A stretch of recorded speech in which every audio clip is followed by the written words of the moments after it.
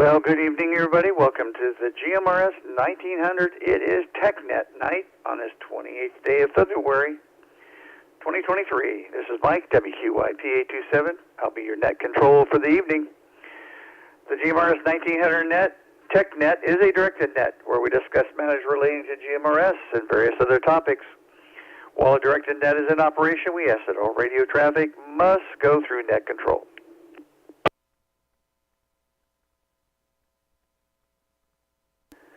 Just a reminder, if you should have any emergency or priority traffic during the net, you're always free to break in at any time.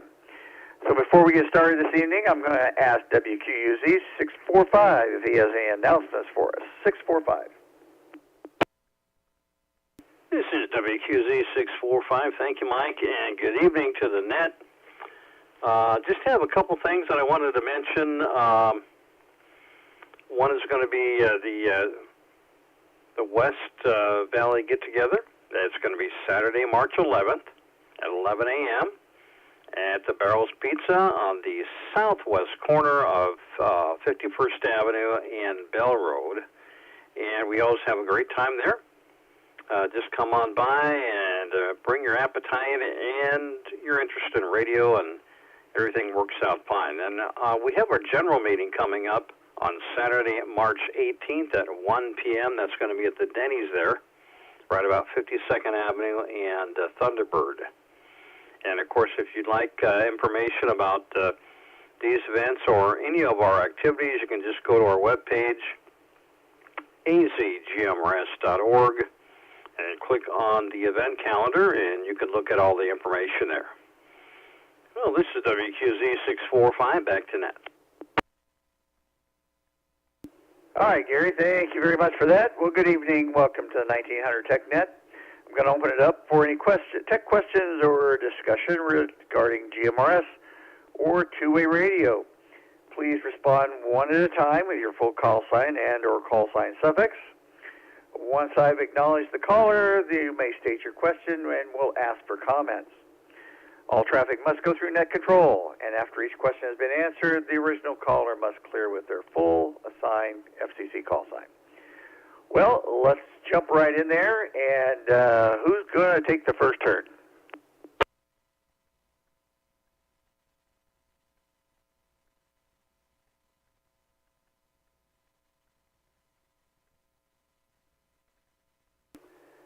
Don't be bashful. Okay, let me throw it out there. Kelly, are you out there for the TechNet? I want to applaud you on your successful radio programming. WRUJ 238. This is Kelly. Thank you so much. How is the rest of the project going? The pole is up, and we are waiting on our coax cable.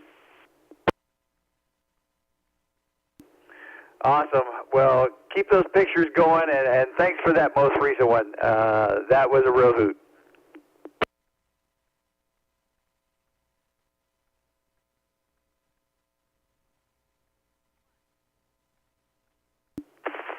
This is WROD 347, Bill and Flag. Come back, Mike. Hey, Bill up there in Flagstaff. Long time no hear from. And a very snowy Flagstaff it is. This is the winter that won't end. It's, we need the water, we need the moisture. It's good for the water table here. We're on wells here in town. But it's frankly getting a bit old. Yeah, I just saw a report that, it looked like you're going to get another 12, 14 inches or something like that? Yeah, we had some flurries just before dinner, and it's a bit of a break before it starts in earnest this evening.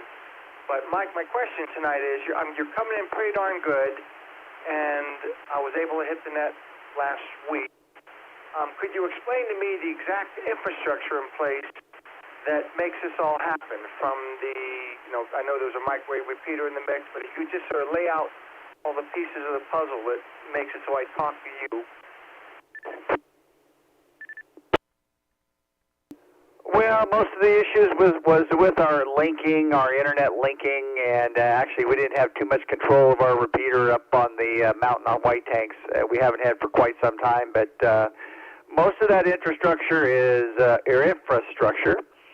all back in place, and as you can tell, it makes a huge difference when everything's working right.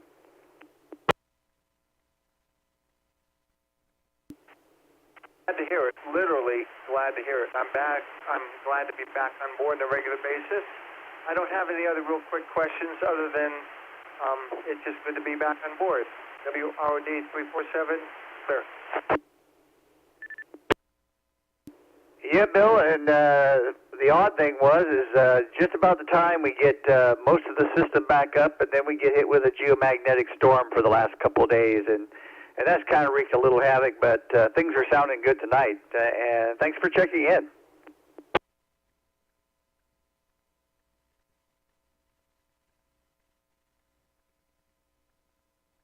This is WQYP 827. Any tech questions or problems out there? Come right in.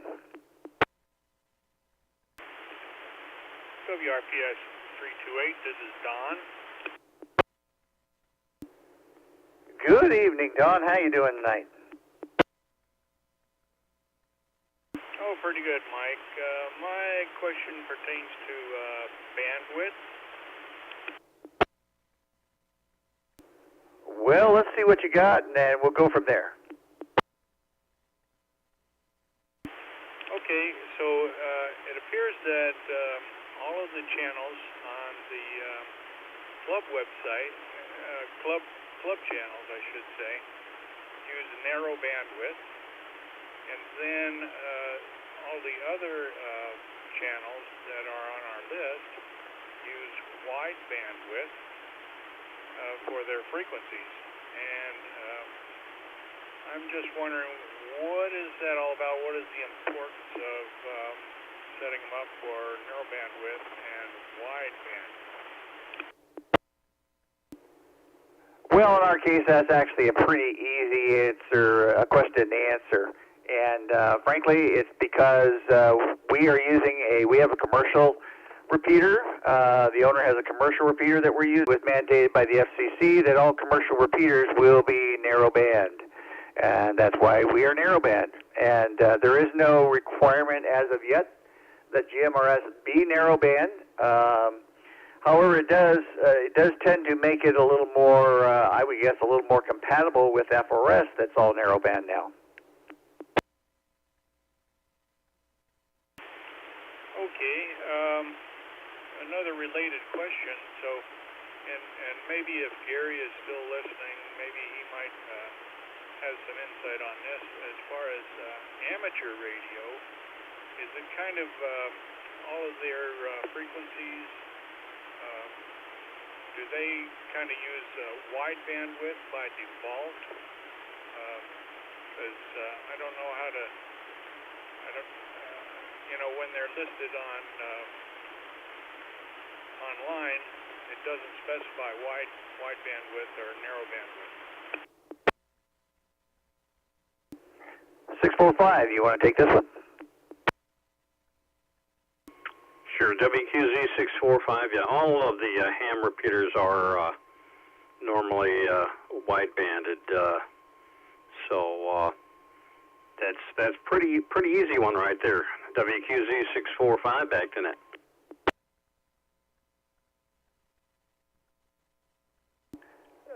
Don, you got anything else, or does that answer your question? Because I got a new amateur radio, and I was kind of trying to set it up, and I was a little bit confused whether, I'm trying to manually program it and all. And I got a little bit confused as far as whether they should be set up as narrow bandwidth or wide bandwidth, and so now I know I'll just go ahead and use the default wide bandwidth. So I appreciate the information, everybody, and this will be WRPS 328, and back to the net. Thanks for taking the net tonight, Mike. Hey, Don, thank you for checking in, and great question. All right, who's next up? What we got? 894 for comment. 894, go ahead. GMRS 894, Jeff and Mesa. I'm not a ham operator, but I think, this might be a stupid question, but I think that narrow and wide means a little different in ham radio compared to GMRS. That might be something to explain.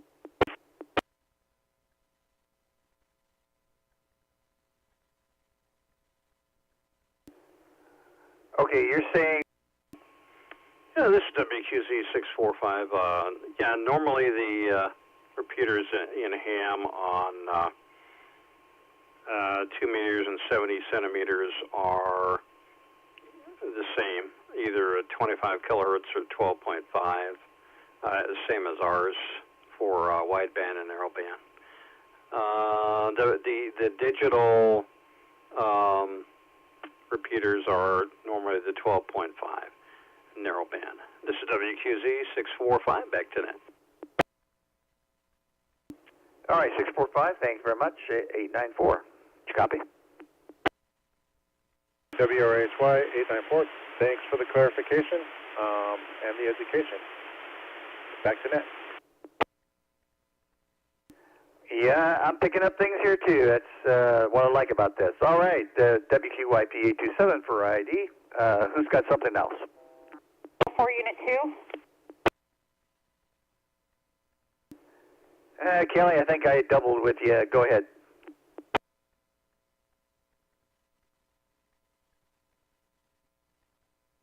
(914) Unit 2. 914, go ahead. Is it necessary to always say Unit 2, Unit 3 when sharing a call sign? It's not necessary, but how, when you're calling each other, how would you do it? 914 to 914? I suppose so.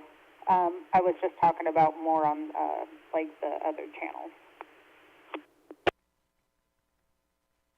Yeah, typically, if I'm out and about and I'm calling base or calling back to the house, it's just 827, calling 827 base. It's just more of a tactical call sign. But the one that is required is the full call sign at the end of the conversation. All right, thank you so much. WRUW 914, clear.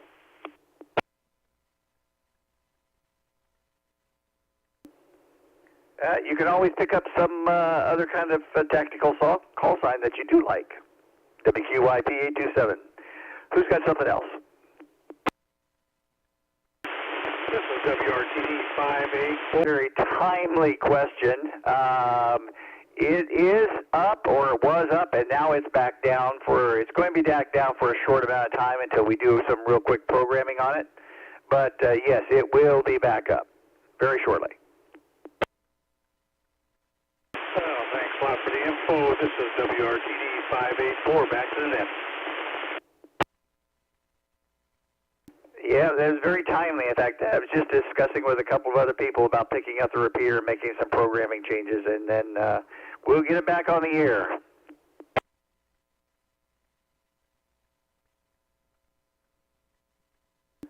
WQIP 827 for ID. This is the 1900 TechNet. Who's got another question? WRVK 811. I got a question for you, Mike. Well, go right ahead. So I saw your email about going into the monitor mode and all that with these radios. So my question is when we're in the monitor mode, it clears off the PL codes. So can you still hear me if I'm transmitting if it's in monitor mode, or do I have to go off of monitor mode to have you guys to be able to have a conversation?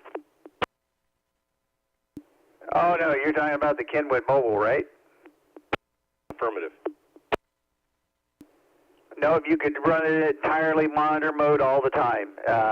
It just basically takes off the receive tone in the background. It doesn't affect your conversation at all, except that you're going to hear anyone and everyone on the channel before you start talking.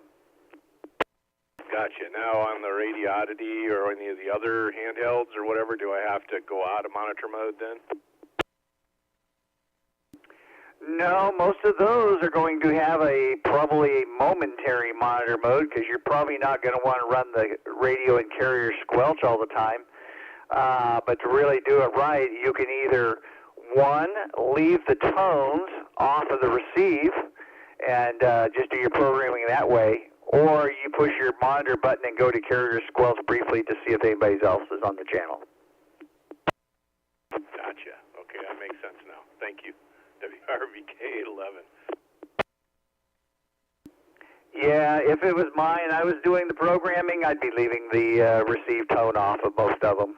And actually, I would, if I had plenty of room, I would actually do a double one. I'd put the 550 alpha in with full tones, and then the next slot I'd put the 550 alpha with no tone, and that way you can go to monitor mode whenever you want to do it. Just sit there.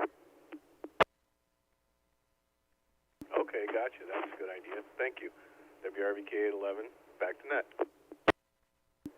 No problem. That is a great question. WQIP 827. 645. Go right ahead, Gary. Yeah, Mike, speaking of tones, I got a question for you that you could probably explain for everybody or people who may be interested, and that is there are certain repeaters that we always have to program with no receive tone, and maybe you can kind of go into that a little bit. WQZ 645, back to net.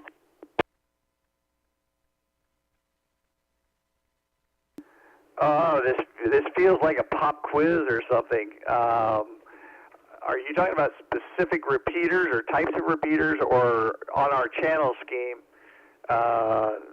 the towers, Green Peaks, Shaw Butte, those all have no tone, so they would be programming no tone. Is that what you're referring to? That's it. Oh, I guess it must have passed then. Yes, I thought you were talking about a specific type of repeater that doesn't require them. But yes, in those cases, as far as Towers 575, Shaw Butte, Greens Peak, Diamond Point, those are all programmed and they have no receive tones on them. Just because the repeater owner wants to make sure that nobody steps on somebody before they make a transmission.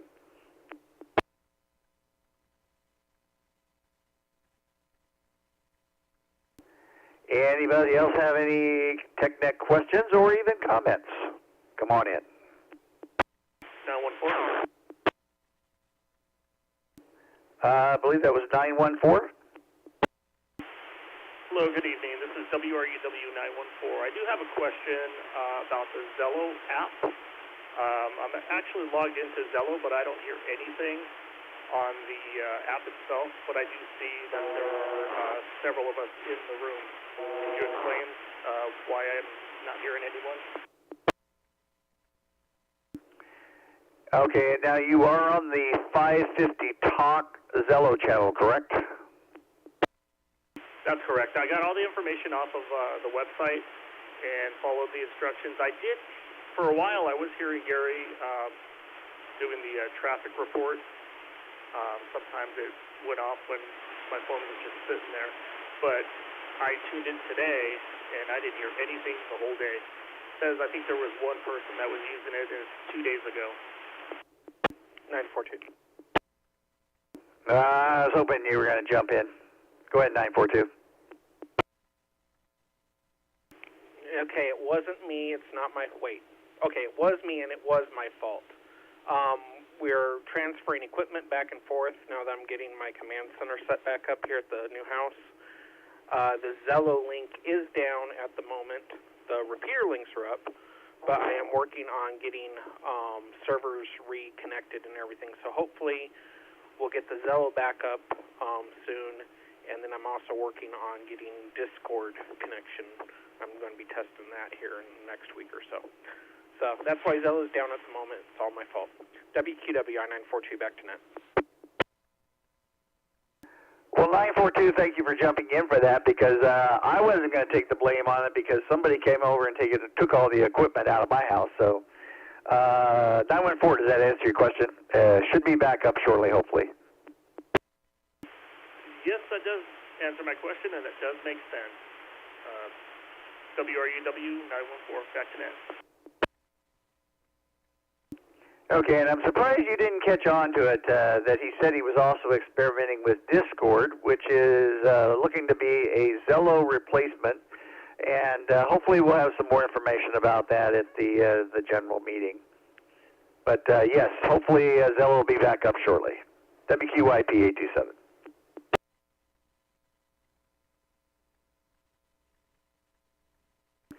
I like how you slipped that one in there and nobody actually asked a question about it. Yeah, I was fishing, but nobody took the bait. WQW on 942. All right, thanks for joining us out there tonight. Anybody else have anything? 894 for comment. I caught something for, go ahead. GRHY894 for a comment. You did jump in a little quick on that. I was going to ask about Discord, but I do have a comment about earlier. Another way to do your monitor mode, and I think the radiodities have it, at least the mobile, is to run a second channel with no tones, so you can run them both at the same time in dual mode.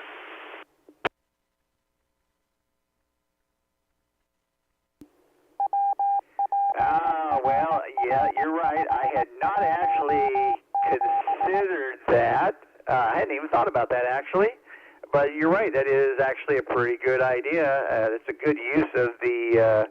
I'm not a big fan. I got one of the... oh, now I can't even think. One with the dual modes, and ended up turning the sub-channel off because I didn't like the... And thank you very much for that, WQYP 827. Who's next up? WRPY 760. Well, Bubba, it's good to hear you out there. Hey, Mike, I just wanted to give you a follow-up. Back when my radio was going off in my vehicle when I started it, you guys recommended maybe my battery was going bad. Well, I replaced the battery, and sure enough, it was a weak battery, and now everything's up and running just fine, and I just thought you'd like to know that. WRPY 760, back to net control. Ah, good one. I guess it was probably just sensing a really big load and decides to turn itself on. Oh, that's a good one. WQIB 827. Bubba, before you get out of there, how you feeling? You doing well in your recovery? Absolutely, big guy. I'm doing really good. I'm up and running around. Well, not running, but I'm up and around, and hey, we're doing great and feeling great, and I thank you for your comment. And this is WRPY 760, back to net control. All right, Bubba, good to hear you out there. All right, anybody else have anything? WRNA 710. Brian, what's going on tonight? GMRS.com. Okay, I'm not sure why you think there's anything wrong. Those repeaters that you just mentioned are legitimate repeaters. They're not any of ours, but and you will not find our tones on my GMRS. But those are valid repeaters, those two. 811 for a comment. On my GMRS.com, at least not looking at the mapping. And my understanding was if it's a closed repeater, they just say it's closed and they don't give the tones. 942. 811, stand by. I heard you out there. 942, go ahead. Yep, if you're not seeing our repeaters on the map, it's probably because I need to refresh them. If they don't get refreshed every so often, they start to disappear off the map. So I will go and check on that right now. WQW on 942. Yeah, thank you, Chris. I've seen that happen a lot. In fact, that's probably, if you get the My GMRS updates, that's why you will quite often see the same repeaters appearing almost every single update, and that's just because those people are going in there and making some minor changes just to keep them on the air. Okay, now this Waddell and the Glendale, are they actually in service, or are they in somebody's house, do you know? Yep, I know both of them. I've used both of them, and they are up and active. Okay, good to know. The other question was, I don't know, not so much technical, but curiosity. Do we know how many of what percentage or how many of our club members are amateur radio operators as well as GMRS? Well, I believe 645 has that more information. I believe it's, probably close to 60% at least, 645, or amateur. This is WQZ 645, and yeah, you're about right there, Mike. The last time we checked, I think it was about 60%. WQZ 645, back to net. Yeah, there you go, Brian. Okay, I'm impressed. All right, well, thanks again for directing the net, and I'll turn it back to net controls, WRNA 710. 710, thank you very much. 811, you still out there? Yes, sir. I was just going to say I saw our repeaters drop off about a week and a half ago, and I was wondering what happened with them, so I'm glad you asked that question. WRVK 811. Yeah, it's a funny thing. I kind of get it. You know, they don't want to be stuck with a bunch of stale repeats out there and people forgetting about them. So I see why they expire from time to time, but that's where I notice it usually is. I usually see the same repeaters showing up on the weekly. I think it's the weekly list that they send out. WQIP 827.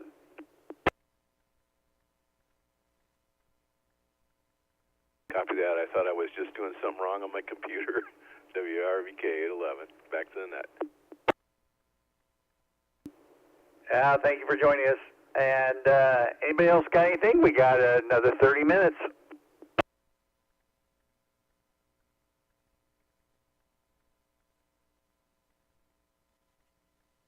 WRVT 584, Frank.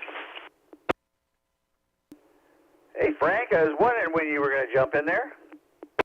Well, I've got a question about a CB coax. We are kind of retrofitting one of my friend's vehicles from CB to a GMRS, and he's wondering if he can use his coax for CB for a GMRS radio if he has the proper adapters for the antenna. Well, it should be, I believe it's 50 ohm, but I don't think TV coax is 50 ohm, is it?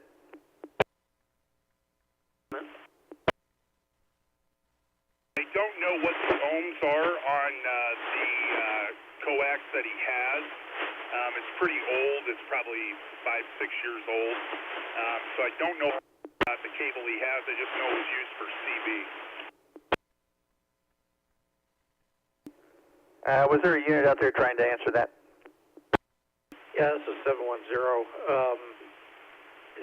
CB, Citizens Band, would have been 50 ohms and had UHF connectors, same as our and UHF PL259 type connectors. If it's if you're talking coaxial cable for TV, like a TV antenna, then that's 75 ohms and will not work. It's WRNA 710, back to net. Okay, yeah, it does have the PL connectors on both ends.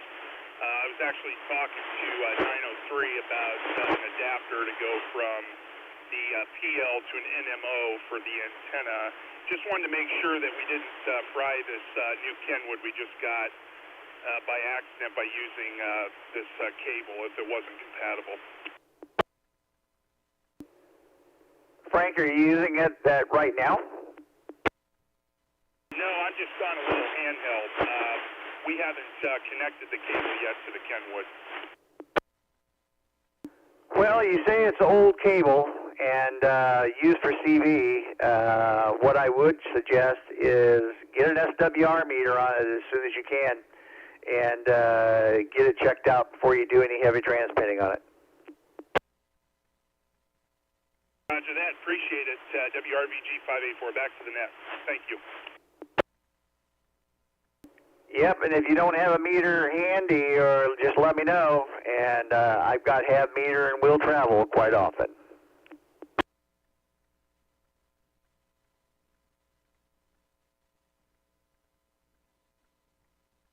This is WQYP827 for ID. Very good questions out there tonight. Anybody else got anything else?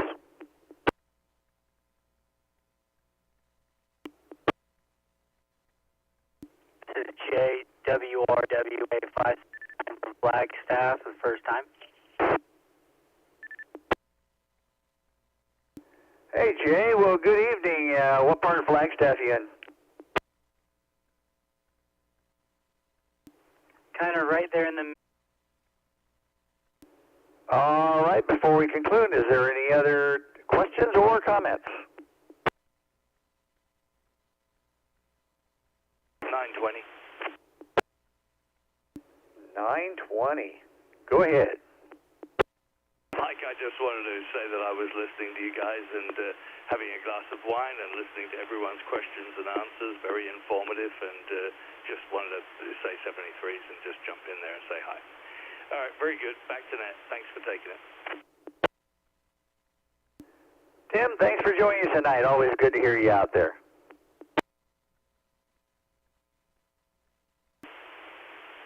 328 with a GM30 comment. 328, go right ahead. Thanks, Mike. I just wanted to mention that back probably around before Christmas, I had posted a message on our Club 30 out there for any new member that's interested. Look on the club website there and look up freebie GM30 and get back with me, and I'll be glad to hook up with you. This is WRPS 328, back to the net. Very generous offer, and thank you very much for joining us. Anybody else before we close her up for the night? 411. 411, go ahead. WRTI 411, more of a comment than a question. Just it's probably been covered before. I haven't been around too much, but in case anybody didn't know or wants to know, the programming software for the KG1000 or the KG1000 Plus, it works both ways on both radios. I got a Plus the other week, and one software programs the other, and vice versa. Oh, that's good to know. Is there any changes in the software? I know it wasn't that great of changes in the radio.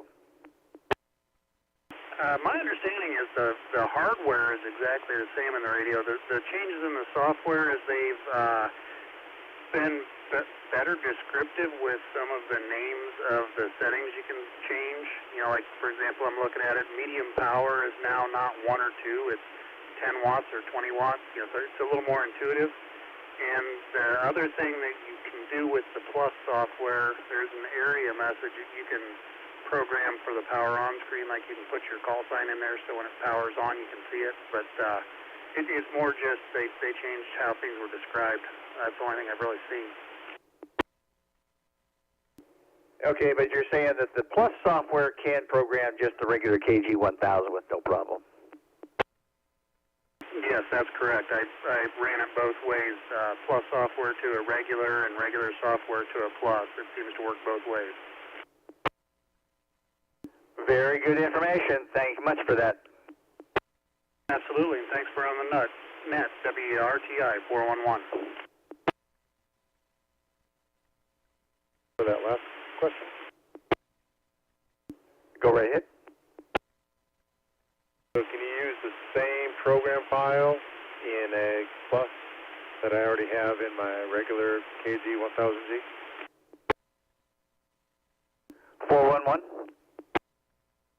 Yes, sir. It looks like you can load. It'll load up either way. Like I said, the only thing that's in the Plus software that's not in the regular is on the configuration setting tab. There's an area message where you can put in a call sign or something like that. Everything else has the exact same number of parameters that you can enter, but they sometimes use a little bit better description so you can understand it better. 894. That is awesome and great to know. Thank you very much. WRHY 894, back to net. Good information to put out there, guys. Thank you very much for that. Anybody else?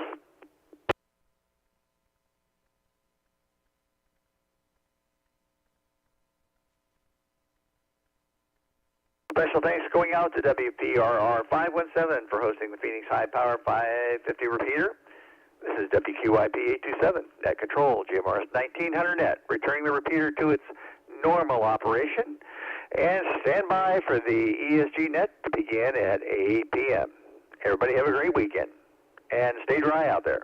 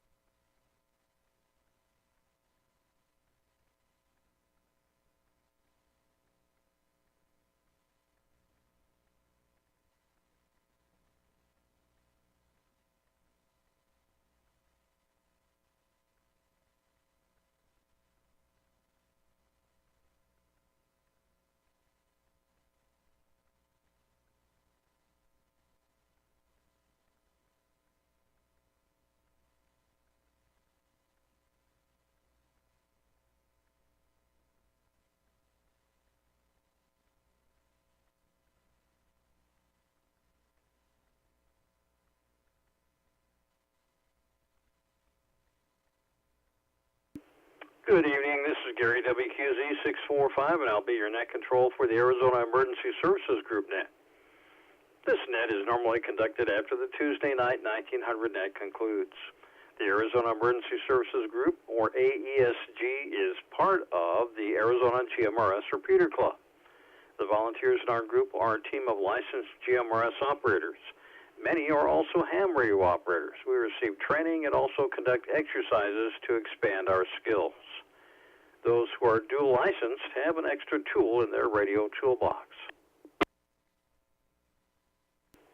The purpose of this net is to perform a regular test of communications equipment, provide training in emergency procedures, and exchange information related to preparedness. All nets, whether for training, exercises, events, or incidents, are directed nets.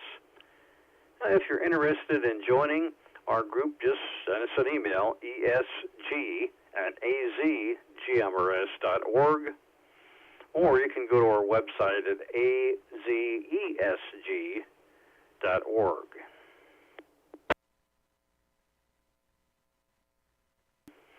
Any station may break in at any time with emergency or priority traffic. Is there any such traffic at this time?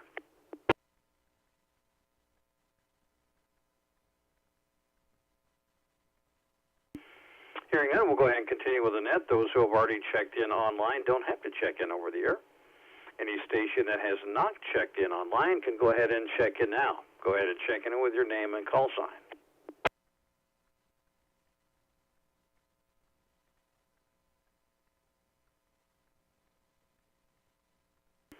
Okay, very good. We'll go ahead and get started here, and we'll go down the list here. In just a minute, we'll have a question for everybody.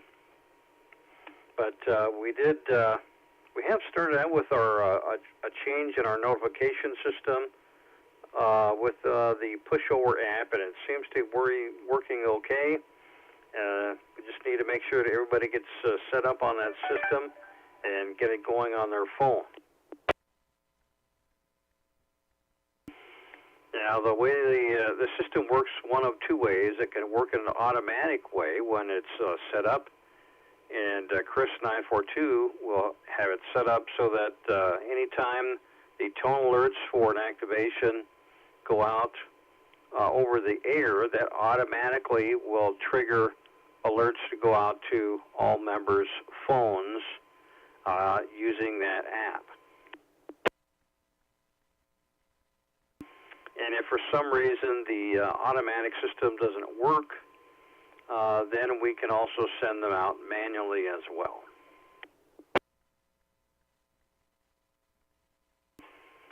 And I just want to make sure that everybody is familiar with that, and they've got that app going. They got the instructions in an email that should have been sent out to all AESG members. Anybody not receive that, or anybody have any questions on the notification system?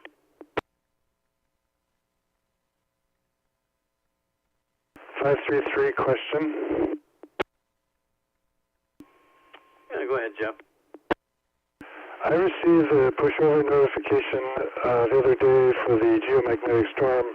It had an option to acknowledge receipt. I'm just wondering, I pushed that.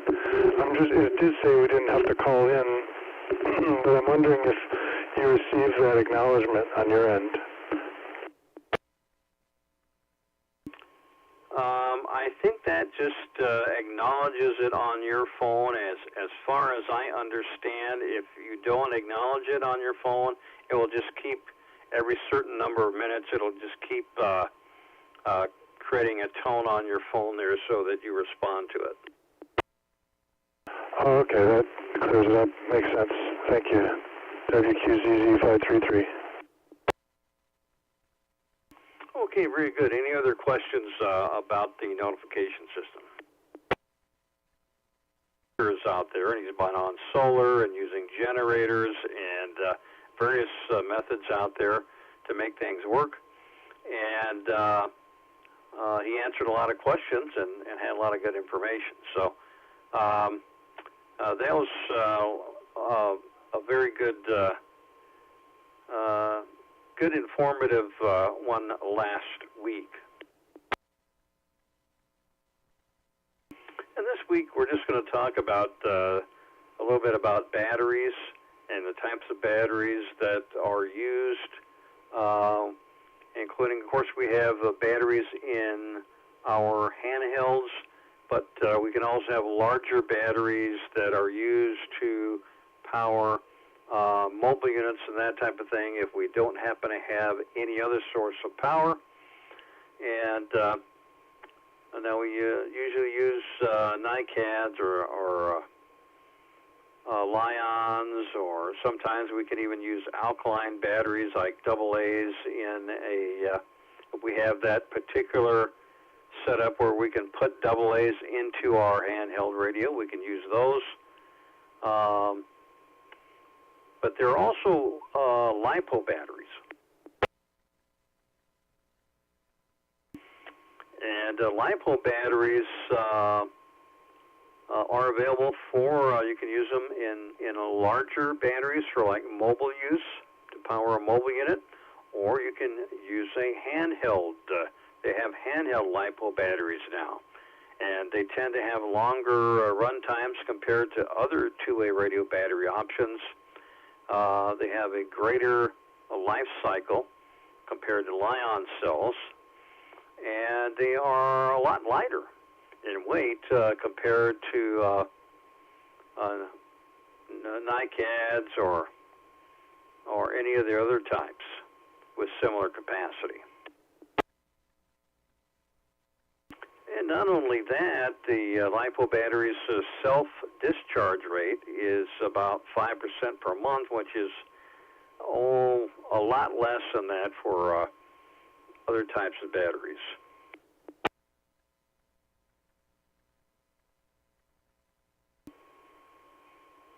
And the question that I've got for everybody on the net tonight is about when you get either a brand new radio with a rechargeable battery, or you get a replacement battery for a radio, what can you do?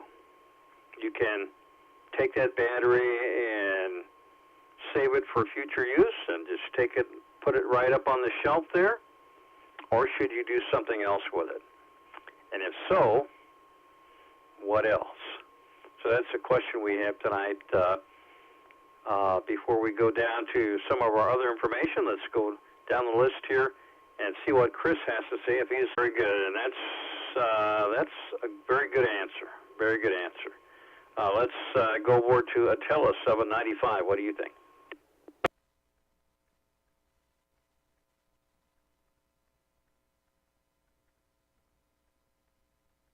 Well, let's go right back to Jeff 533. Well, in addition to what Mike just said, I would probably, I don't have too many backup batteries. I have one for this handy talkie. I would put it in rotation and test it out and see how it does compared to the original battery. Okay, well, that's another good idea right there. Get them charged up to begin with, but I got one laying there that's fully charged, and I swapped that out and put the one that's dead in the charger, so I keep rotating. Okay, and that's another good idea right there. I got a whole drawer full of the small ones, but I try to stick with the high capacity stuff to last a little bit longer for me. So the Army 966 will go back to net. And that is true. They have, there's a particular company that has batteries available that are LiPo batteries for handhelds, and they have 4,100 milliamps. So it's a pretty powerful little battery there for a handheld. I think they have those available for some Kenwood models and some Motorola models, if I remember right. Well, let's see. Let's see if Keith is out there. 520.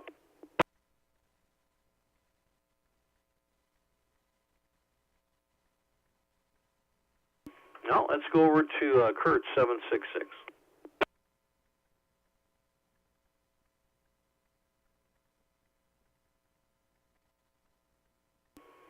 Well, let's go over to Brent in Mesa, WQWZ 299.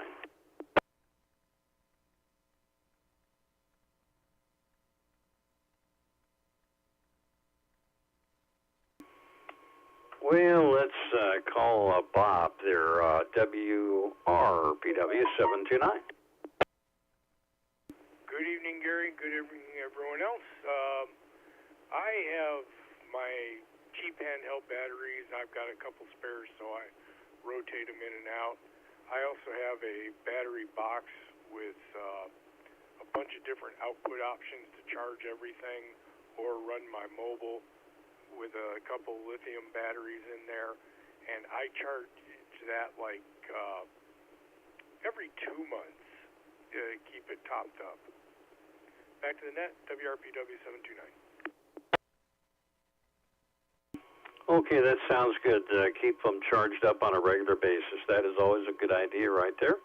And let's go over to Dave, WRJS 273. This is WRJS 273, Dave in Phoenix. And I don't have any spare batteries or extra batteries, but if I did, I'd put them on a charger and rotate them, I guess. Back net, WA7DGY. Okay, that sounds good, Dave. That's always a good idea right there. Let's go over to Kenny, WQJT 335. WQJT335, Kenny, Sky Harbor Terminal 3. Well, I buy them every 2 years, replace them. Then I initially get them, put in the charger for 24 hours. Pull them off the charger, cycle them through, use, charge on the chargers. Then I exercise them, condition them every 30 days. Then again, when they're 2 years old, I'll replace them. Back to the net, WQJT 335. Okay, Kenny. Yeah, that's a good idea. Always to do that. Let's go over to Jim in Sun City, also in Sun City West, WRBN 960.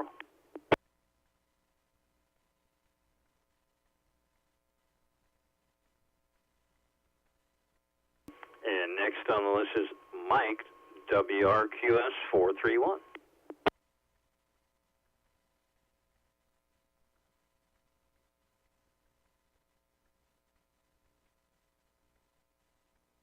Hey, let's see if Gary, WROE 348 is out there.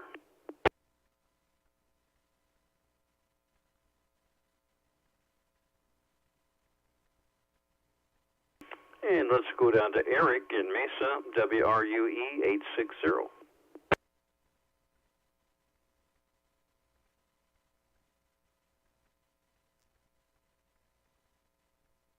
Okay, this is always want to use those with the corrector. And some will charge fast, some will charge slower. So you just have to be aware of how your particular battery works there. And of course, some radios do have the capability. They have the capability to go in and accept AA batteries in a special charging cradle that you put inside of the radio, and then you can use those AA batteries just in case you're not able to recharge that rechargeable battery.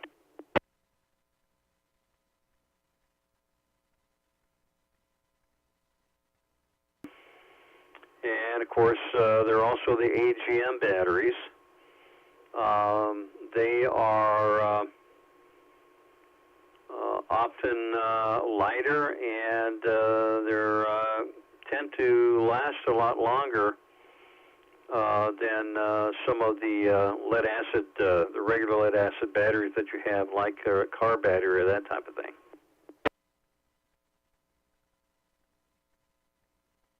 Well, let me throw it out there. Does anybody use a car battery as a kind of a backup battery for your radios. Let me throw that out to the net. WQZ 645. 942. 942, good. All right, I'm back inside now. I have a large battery, size of a car battery, but mine's LiFePO 4, 200 amp hour is what I got my radios running on. WQW on 942. Okay, so you LiPo battery there, and that, I'll bet that, have you ever run it and see how long it would last running your radios? The radio is probably a year. The RV furnace on a cold night, let's see, I can't remember if it's 100 or 200 each. But, yeah, I've ran those down overnight. But right now they're only on the radios. WQW on N42. Well, there you go. That's where they must belong, then, is on those radios there. Are you getting any rain out there yet? Nope, nothing out here yet. It's looking like it'll be early morning time. Had a bunch of socket sets and things left out from, we got right one of the connexes, so, but all cleaned up, good to go for tomorrow. That sounds good. We appreciate you working and getting all that stuff going there. Any other questions or comments for the net on batteries?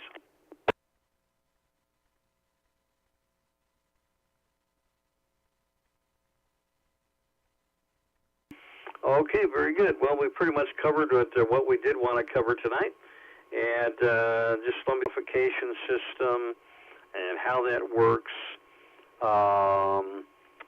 And if you need any assistance getting that set up on your phone, just give us an email. Send it on over to esg@azgmrs.org. But any other questions or comments for the net tonight?